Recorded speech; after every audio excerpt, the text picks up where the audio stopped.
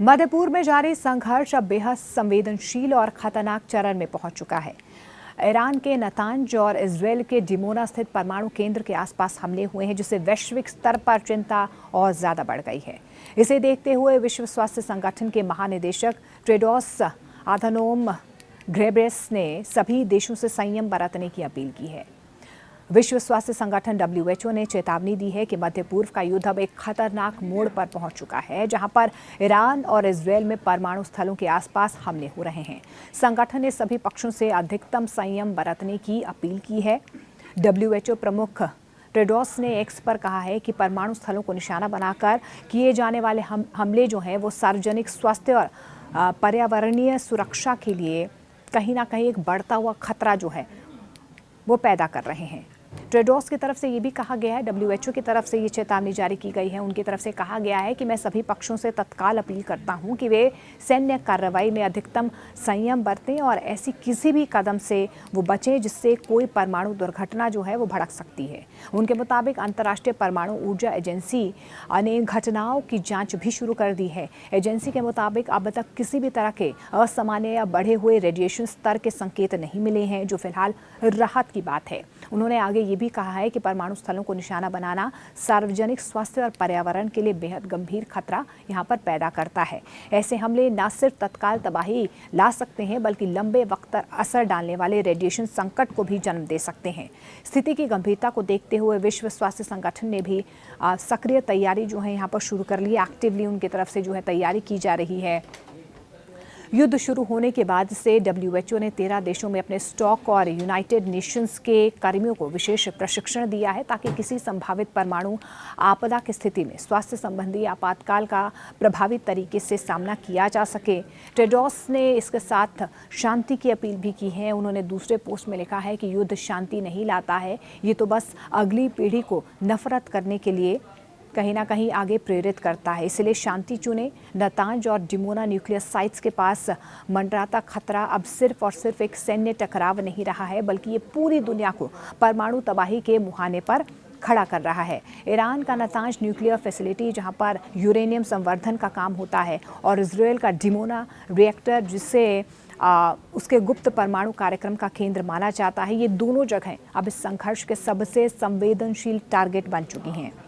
अगर इनमें से किसी भी एक पर सीधा हमला होता है या स्ट्राइक होती है, तो इसका असर सिर्फ युद्ध तक सीमित नहीं रहेगा, बल्कि रेडिएशन लीक, हवा और पानी के जरिए लाखों लोगों की जिंदगी को सीधे खतरे में ये डाल सकता है। WHO यानी कि वर्ल्ड हेल्थ ऑर्गेनाइजेशन ने साफ चेतावनी दी है कि न्यूक्लियर साइट्स पर हमले डबल डिजास्टर साबित हो सकते हैं। पहला, तुरंत जान माल का यहाँ पर नुकसान होगा। दूसरा, लंबे समय तक चलने वाला स्वास्थ्य संकट, जिसमें कैंसर, जन्म दोष और जेनेटिक बीमारियां शामिल होंगी। इतिहास गवाह रहा है कि चेरनोबिल और फुकुशिमा जैसी घटनाओं ने दशकों तक लोगों को प्रभावित किया है, और अब अगर मध्य पूर्व में ऐसा कुछ होता है तो इसका असर सीमाओं में देखा जा सकता है, और कहीं आगे जो है इसका खतरा वो आम जिंदगियों पर पड़ सकता है। स्थिति इसीलिए भी और ज़्यादा खतरनाक हो गई है क्योंकि हाल ही के दिनों में ईरान ने इजरायल के डिमोना क्षेत्र के आसपास जवाबी हमले की कोशिश की है, जबकि रिपोर्ट्स के मुताबिक इजरायल ने भी ईरान के परमाणु इंफ्रास्ट्रक्चर, खासतौर पर नतांज के आसपास स्ट्राइक्स की हैं।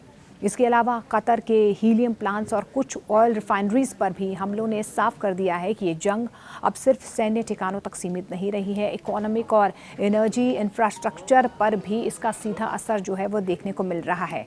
अब सबसे बड़ा सवाल यही है कि क्या ये तनाव एक टेक्निकल न्यूक्लियर एस्केलेशन की तरफ बढ़ रहा है, यानी क्या छोटे स्तर पर परमाणु हथियारों के इस्तेमाल की संभावना और ज़्यादा बन रही है। एक्सपर्ट्स का ये भी मानना है कि भले ही कोई देश सीधे परमाणु बम का इस्तेमाल ना करे, लेकिन न्यूक्लियर साइट्स पर हमले अपने आप में डर्टी बम जैसा असर पैदा कर सकते हैं, जहां पर रेडिएशन फैलकर पूरे इलाके को रहने लायक नहीं छोड़ता है।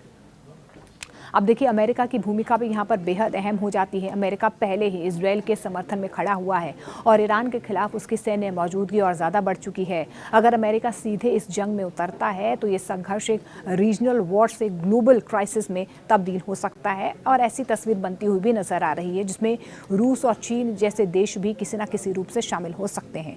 और ये बिंदु है जहाँ से तीसरे विश्व युद्ध की आशंका को पूरी तरह से नकारा नहीं जा सकता है।